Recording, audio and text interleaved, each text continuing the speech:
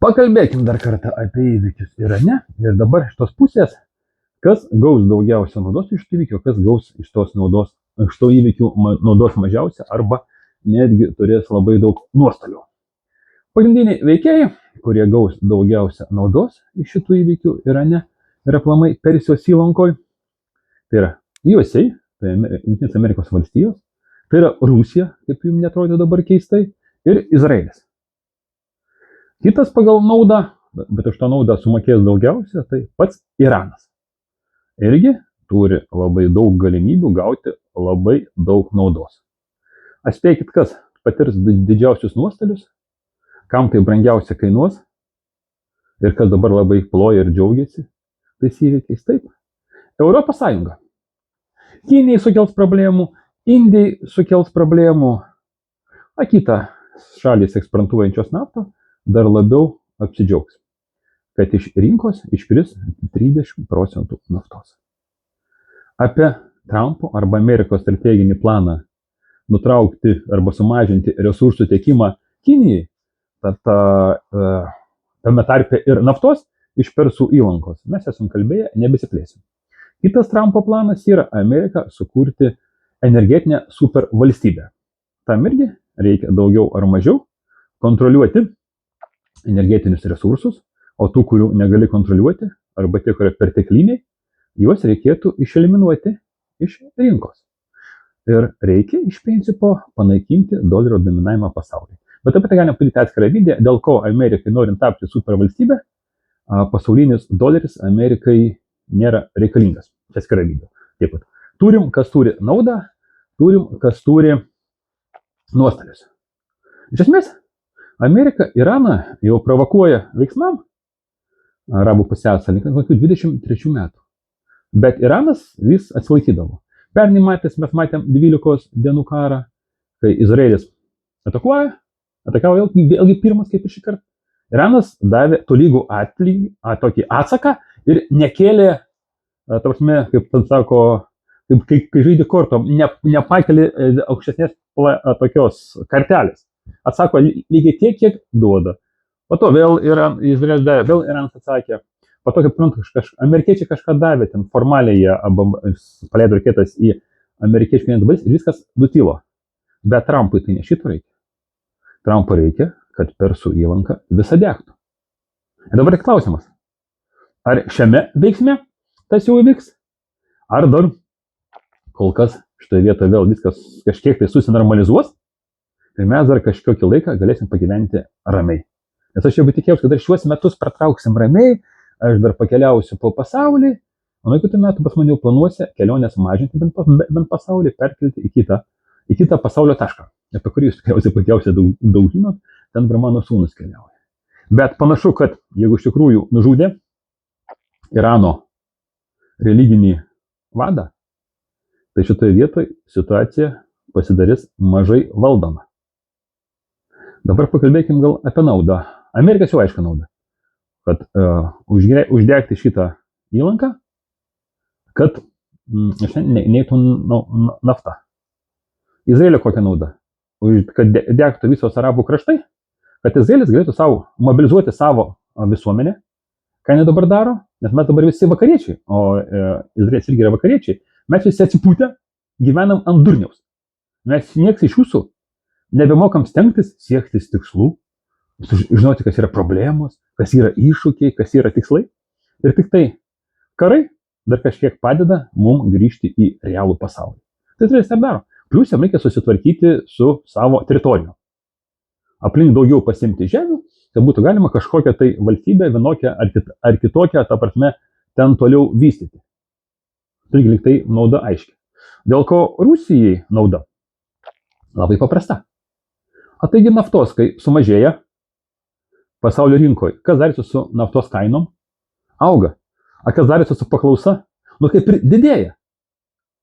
Ir turint omeny, kad Europa sankcijų neatšauks Rusijai, o nafta tekėjusi iš arabų kraštų sudarys problemų Europai, nes neaišku, iš kur Europa gauna 60% naftos, ten tokia mistinė situacija, kažkiek tai iš arabų pusiasalio, kažkiek ten iš Afrikos, iš dar kažkur tai.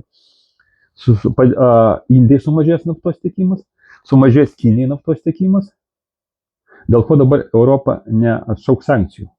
O dėl to, kad sankcijų atšaukimas Rusijai tolygu pripažinti, kad mes klydom.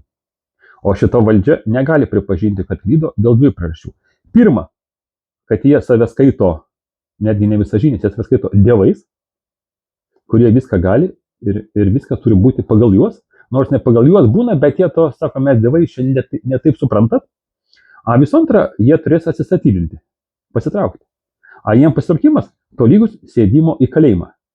Nes jie visi, daugiau ar mažiau, dalyvavo amerikietiškų ir europinių pinigų skirtų Ukrainai vagystė. Aš jau nebekniau apie Karnabėsijos pinigus, apie kitus projektus Europoje. Ir ne tik yra apsivogę, kad jų vienintelis kelias į kalėjimą. Dėl to jie sankcijų nešauks, kol neprasidės visuotiniai neramumai, perversmai, muštynės, griautinės, arba galbūt nedaugiau kokie nors plėtiniai karai. Tam bus tada pasitelkti šitie emigrantai, kurie vietinius numalšins, jie sėdės valdžioj, jiem babkių užteks. A kaip mes gyvensim? Kam čia įdomus, kaip gyvena tarakonai? Nutikit, kad Lietuvos valdžia, neįmam Briuselį, argi Lietuvos valdžia gali pati pasitraukti? Ne? Ir mes jos patraukti negalim. Dėl to sankcijų nenuims, reiškia rusų naftą, su mielu noru Indija ir Kinija pirks ir dar vienas su kita konkuruos, kuri daugiau mokės ir kuri savo atsius netgi ne pilkai, ne tą pilkai tanklaivius, kurie ir taip jau jų gyvavimo laikas pasibaigė ir nustebsiu, kad rusai tų tanklaivių, kurių jau nebelabai galima eksportuoti, nelabai jos saugo, atiduoda indėnam europiečiam, juos konfiskuoti. Pasimkit, dėkit jos kur norit, čia jau nebe mūsų problema. Anksčiau ir vėliau mes, ta prasme, mūsų nafta visa plauks Indija ir Kinija už gerą kainą ir jūsų šitie visi tanklaiviai ir sankcijos nebus niekam įdomios. Tai automatiškai Rusija išlošia, taip. Dabar kai sakys, tai kaip čia dabar Rusija palieka savo Lietuvos partnerius. Iš tos pusės, kita Rusijai nauda. Iki šiol Iranas su Rusija kalbėjo kaip lygus su lygiais. Šitoje vietoje. Ar Rusijai to reikia? Nelabai. Bet Rusijai reikia, kad Iranas išliktų kaip valstybė. Pusiau gyva, pusgyvė, gyva. Jokio skirtumo. Svarbu, ten būtų kažkokia tai centrinė valdžia ir jinai įsilaikytų iki 300, iki 3 dešimtmečio vidurio. Nes tuo metu pagrindiniai šitie srautai keliaus žemė. Yra tasai planuojamas didysis, tarkim taip, naujas šilko kelias, šiaurė pietus. Kur iš Rusijos eina 3 srautai, iš viršaus, iš pietų ir iš vakarų, eina į apačią per Iraną, į Indiją ir išsiskirsto po tą visą regioną ir iš Indijos laivais tiesiai, jeigu reikia, į Afriką ir pirmin ir atgal. Ir tai bus vienas pagrindinis srautas pasaulyje šitas, o kitas aplink šiaurės ašigalį, dėl kurio dabar amerikiečiai nori pasimti Grenlandiją, šiaurės Kanadą ir dviesi su Rusija kontroliuoti pagrindinius pasaulio prekių srautus. Dėl to Iranas Rusija reikalingas, bet ne kaip vienas lygus su lygiai šnekėt, o kaip, tarkim taip, vyresnysis partneris. Maždaug kaip Baltarusijos lygio, o gal net dar biškį žemesnis pagal teisės, negu Baltarusija, Rusijos ir Baltarusijos santykiuose. Bet reikalinga. Dėl to Ruseliai padės tik tiek, kiek reiks, kad jisai Iranas neišnyktų. Taip, tokia yra realybė. Didžiosios valstybės neturi pastovių partnerių. Yra tik tai laikini susitarimai. Nes iki šiol Iranas, tarkim taip, iki 12 dienų karo, švelniai pasakysim, įsipisinėjo su Rusija. Jie buvo senai turėję pasirašę sutartį, bet Irano parlamentas neratifikavo tos sutarties. Ir tik tai, kai prasidėjo pirmosios Izraelio atakos, tik tada sako, o mes turim sutartį su Rusija. Mums dabar reikia Rusijos pagalbos. Ir jie tik tada ratifikavo. Rusija kiek galėjo, kiek manė, kad reikia, taip suprantu, tiek padėjo. Tai tenai buvo Lietuvoje daug spaudoj publikacijų, kaip Rusijos lėktuvai skraido į Iraną ir Kinijos lėktuvai ir nešia, ką jie tenai daro ir gabena. Jeigu šitoje vietoje Rusija gauna dvigubą naudą, nafta pakyla, jos poreikis yra. Aišku, kam Rusija prekiauti? Nafta man kyla klausimas, bet gal kada, jeigu įdomu, parašykit komentaruose, prieš atskirą klausimą, kad Aš vis nematau prasmės Rusijai prekiauti naftą ir dujomis. Tai skista jų tokia ekonomika. Ir taip ir ne. Apie tai galim padaryti atskirą video ir apie ateitį Rusijos ekonomikos ir didžiųjų valstybių ekonomikas. Tai greičiausiai labai stipriai keisis ekonomikos modeliai, bet principai. Taip, su Amerikos nauda įsiaiškinom, su Izraelio nauda įsiaiškinom, su Rusijos nauda įsiaiškinom. Dabar žiūrim su Europos nauda. Jeigu visas arabų pusiasalis liepsnos, tad kad ten bus pabėgėlių. Ne vienas, ne du, ne 5. Milijonai. Keletą milijonų, jeigu ne 10. Ir kurie visi eis? Kur nuostabus pasaulio gyvenimas? Kurie visi gyrėsi, kad gerai gyvena? Kur sėdi emigrantai ir gyrėsi, kad mes baltuosius padarė per visas skilutės, su jais darom, ką norim? Europą. Vakarų Europą. Atrodo, omeny, kad dar Turkijoje 4 milijonai pabėgėlių, kuriuos dar turkai vis laiko, bet vis laik sako, Europą jau kažkas, mes juos paleisim. Dar reikia dar kokią 10 milijonų iš ten pabėgėlių, jie tikrai neis į Pakistaną, iš to pačio Irako. Irake labai gerai žino, kur yra Lietuva. Aš buvau nustebęs, aš kiek apvažinėjęs pasaulį. Tu iš kur? Iš Lietuvos. Tu iš kur Irake? Iš Lietuvos. Ai, tai net šalia Baltarusijos. Tai Vilnius jūsų sostinė?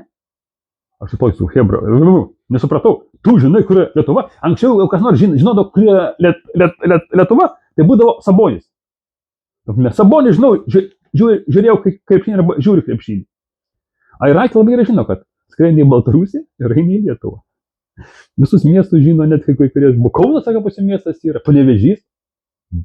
Geras, sakau, tai mesgi čia jau visi gerai išanalizavę, per kur reikia keliauti. Taip pat, mėlėjai, Irakas, Sauditai.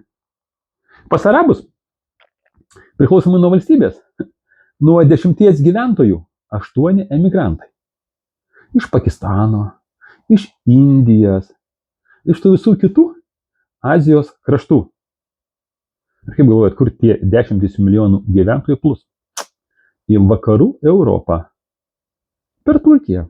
Turkai tikrai jų nesustabdys. Jie tik tai darys laisvus kelius, biški duos duonos ir ta prasme, geriau, kad jie iš šoną į Turkiją neusuktų. Ir tiesiai per Graikiją, tiesiai per Bulgariją, pas mus svečiuotis. Kaip galvojat, tai didelis pliusas Europai? Be abejo. O tai pigi darbo jėga. Tai tokie visi ištroškę darbą, jie taip norės pakelti mūsų ekonomiką. Tai visi manė 14 metais. Ką turim realybėj, manom, kiek iš jų emigrantų iš 10 integravosi daugmaž į visuomenę, 2-3 geriausiu atveju. O kiek jų gyvena ant pašalpų, kiek jau užsiiminėja nusikalstamą veiklą, man atrodo, Lietuvos emigrantai gali papasakoti. Tie, kurie sąžininkai gali prisipažinti, kokioje visuomenėje ten gyvena ir kaip ten viskas yra nuostabu, gera, kaip ten yra gerbiami, kaip ten yra saugu, tam ten Briuselį, ar Londai, ar gal Osle. Štai tai. Klausimas labai geras. Taip pat. Plius nafta, iš kur mes gausim naftos. Iš Rusų mes neperkam sankcijos, iš Arabų mes negaunam.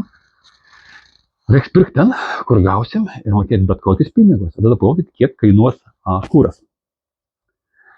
Ir dabar vienintelis klausimas. Šitas visas džiaugsmas įvyks jau dabar? Ar dar čia tik tai antras vaidinimo etapas? Dabar dar apsiramins. Trumpas nekart pasakys, kad jis sunaikino Irano branduolinę programą. Pernai po to bombardavimo Trumpas ir pasakė, mes Irano atominę programą sunaikinom 10 mečiam. Praėjo pusę metų ir vėl pasirodo, vėl reikia naikinti. To dabar klausimas, kad bus. Bet kai nužudė jų šiitų religiniai lyderiai. Apie Irano naudą, o to pačiu dabar daisim iki Irano naudos. Iranas yra šiitai. Ir arabų krašto pasaulyje jų yra mažuma. Ir šiitai su sunitais labai nesutari. Aš galvoju, kad arabų kraštai yra vieningi. Jie netgi neturi vieno arba vienintelio religinio tokio lyderio įkvėpėjo, kaip mes turim Romos popiežių. Jie to neturi. Pas juos vos ne kiekvienam kaime savas lyderis ir dažnai tie lyderiai tarpusavy nesutari. Turint omeny, kad šiitai su sunitais nesutari. Tai šitoje vietoje ten labiau negu mes jaučiu su arabais nesutarėm, bet tarpusavį. Bet yra vienas bet. Iranas yra šiitai. Aplink visą Persų įlanką, pavyzdžiui, Bahreinas beveik visi šiitai. Irake labai daug, Turkijoje labai daug. Ir tas visa aplink Persų įlanką, pradedant Iraką, Kuveitą, Saudį, Bahreiną, Katarą, visas pakraštys yra šiitai. O jau toliau yra sunitai. Bet visas tas regionas yra naftos regionas. Ten sukoncentruota beveik, ten procentas aš neatsimenu dabar, bet yra didžioji dalis sukoncentruota arabiškos naftos.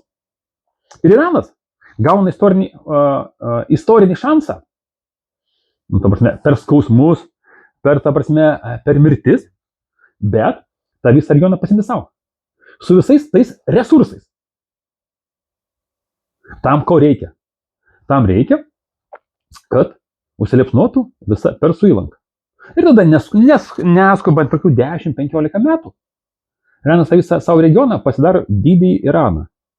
Arba sukuria naują Persiją. Nes Trumpą reikia 10-15 metų, kad Amerikoje padaryti restartą, atstatyti Amerikos didybę ir kad per tą laiką nesirastų jiem konkurentų. Jiem tik yra vienintelis konkurentas Kinija. Dėl to Kiniją reikia dusinti, tam reikia Persų įlanką sutvarkyti. Taip pat Iranas šitoje vietoje, jis irgi gauna didelę naudą. Tik ta nauda pas jį labai brangi, bet šitą turi istorinį šansą. Išplėsti savo teritoriją, visą arabų įlankos, Persų įlankos. Nors arabai ją vadina arabų įlanką, Persų įlankos regioną pasimti savo ir sukurti naują Persiją. Su visais aktyvais. Energetiniais. Tai kaip galvoji, tai naudinga Iranui? Atsakykit, didieji ekspertai. Ir kas bus su naftos kainom, jau šis visas dalykas įsigyvendins. Kad jis įsigyvendins, aš net nebėjau, tik tai, čia vienas iš tų atvejų, kai aš norėčiau klysti. Aš nežinau, kaip aš nuoširdžiai noriu, kad aš čia nusišnekėčiau, kad taip tikrai nebus, tikrai nebus, nebus, taip negali būti, Trumpas gi nuostabus lyderis, jis vis rūpinasi visais, kad mes visi turėtumėm naftą po $40, kad mes visi gerai gyventumėm, kad mums tai nieko nebūtų, kad mes nieko neturėtumėm daryti, ir vienas Trumpas tik tai vargšas su savo kryžiukais viską tą dalyką daro. Nes paskaitai Lietuvos ekspertų ir ypatingai komentatorių nuomonės, tai toks įspūdis, kad viskas taip ir daroma, kad tik mes gerai gyventume. Bet realybė yra žiauroka. Ir dabar tai žiūrim. Kai rytoj atsidarys biržos, kas bus? Kas su Armudo sąsiauriu? Ar kaip tas Armudo, Persijos įlanka. Kol kas dar liktai žiūrėjau, dar ten liktai laivai. Dalis jau susikaupė, galvoja tikriausiai, ką daryti. Dalis nedaug per ją plaukė. Bet jau uždaryti, ras pilnai. Aturint omeny, kad nužudytas šiitų religinis lyderis, nepalikti jokie šansai. Nes aš nebesigilinsiu jų religiją, jų, visus tuos karus religinius. Jie jau nebegalės susitarti su šėtono irštva. Viskas, dabar jau, jeigu dar tos buvo revoliucijos čia prieš keletą mėnesių Irane, prieš mėnesį. Nesuprantu, dėl ko tas revoliucijas padarė vėliau, o ne dabar. Gal tikėjosi tokiu būdu pakeisti Irane valdžią. Nepadėjo tas, teko prinaudoti karinės priemonės. O dabar galbūt kažkas, nors taip, jaučiu, būtų gal net nepadėjo. Dabar realiai Irane labai didelis toksai patriotinis judėjimas. Nes realiai, pasitikit, kas yra tokie šiitai, kokie yra religingi ir kaip pas juos yra šventas dalykas kovoti su blogio imperija. Šitoje vietoje. Ir greičiausia bus atsakas. Dabar tik man turiu tik tai vieną klausimą. Negaliu sakyti ką. Kas netyčia numes pirmas bombą ant naftos pramonės renginių? Galbūt tai bus uostas, galbūt tai bus gamykla, galbūt tai bus naftos išgavimo platformos, ar kažkokios tai talpyklos. Anksčiau tai Jemenas darydavo kartais pas saudytus atskrisdavo. Dabar tik vienas klausimas. Kas bus tas, kas tą dalyką padarys? Taip norėčiau, kad būtų dar ne šiame spektaklyje, ne šioje spektaklio daly, sekančioje daly, kur nors po metų. Bet, nežinau, žiūrim, ruošiamės. Gal dabar kažkam dais, kad realus gyvenimas jau davė seksualinės fantazijas. Man tai labai gerai, aš dabar eilinį kartą pabudau, supratau, kad pavyzdžiui, aš nesu iki galo pasiruošęs. Paaiškėjo, kad pas man benzino atsargų per mažai. Ką rytoj iš ryto ir užsiimsiu. Dizelio atsargų turiu. Generatoriam visiems turėtų užtekti. Bet benziniam generatoriam įmonėje atsargų mažokai. Reiks kokį 100 kitą litrų užpirkti, kad būti. Ir dar visokiausių kitų, kaip sako rusai, горючие смазочные материалы. Degantys ir tepantys medžiagos.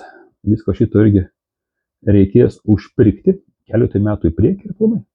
Peržiūrėti įmoniai medžiagų atsargas, nes prieš 5 metus užpirkau aš metam 5, tai tikrai.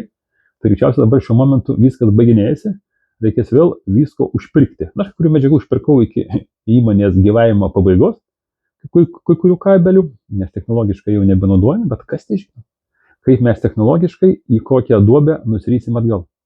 Ir greičiausiai nusirysim. Dar vieną dalyką nesuprantu. Kas bus su elektra?